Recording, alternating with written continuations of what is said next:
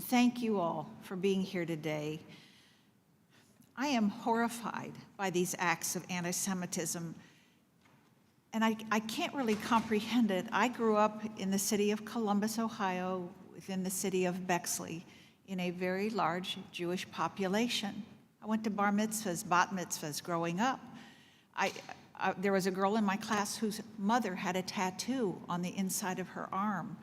I cannot comprehend what is happening today.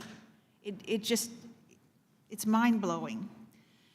Ms. Dorr, you know it's not easy to be here. You've already done this once. You're doing it again. It can be rather intimidating, but you seem like a very strong young woman, and I'm proud of you. And I commend you for the bravery of standing up for yourself. And of course, congratulations on your graduation. And I'm sorry that you really didn't have the experience of enjoying your senior year and hanging out and looking forward to graduation. Did you have any help from the university planning ahead of where you were going to go with your life in your senior year? Did you have any of that kind of support? Thank you, Ms. Miller. It's great to see you again, and thank you for your warm wishes.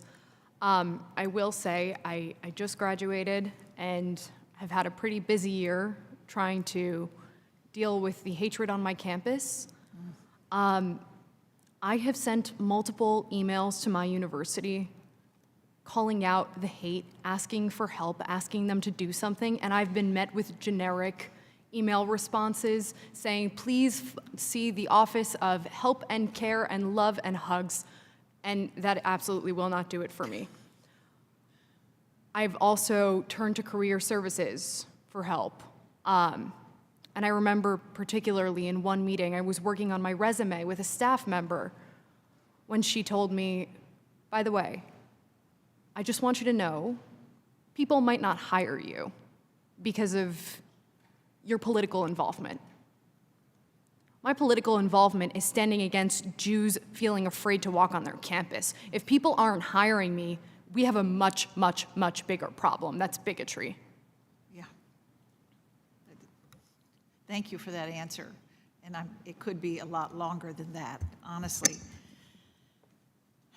Mr. Marcus, in spite of the instances of physical violence against Jewish students, universities pretty much have still held to inaction, and they're hiding behind free speech as the reasoning for their silence.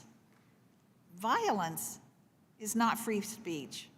Violence is not free speech. And many colleges and universities have adopted a policy of what is now called institutional neutrality, which means that the institution won't take a public position on social or political issues unless it threatens the very mission of that school and its values.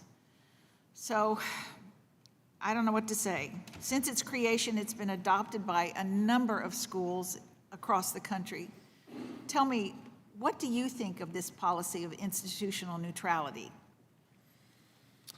Congresswoman Miller, when the principle of institutional neutrality first became popular, I thought it was a fine idea because too many institutions are taking the wrong sides of issues and impairing the environment on their campus by doing so.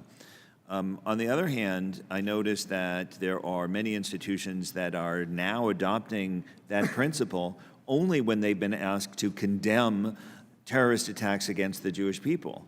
Then all of a sudden they say, oh, well, maybe we don't want to have to take a stand, and maybe if we adopt this principle, we will have some sort of cover, some sort of excuse for why we don't do it.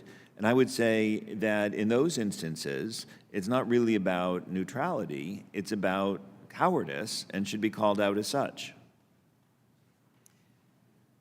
You know, I grew up in the 60s, and I experienced protests and the rest.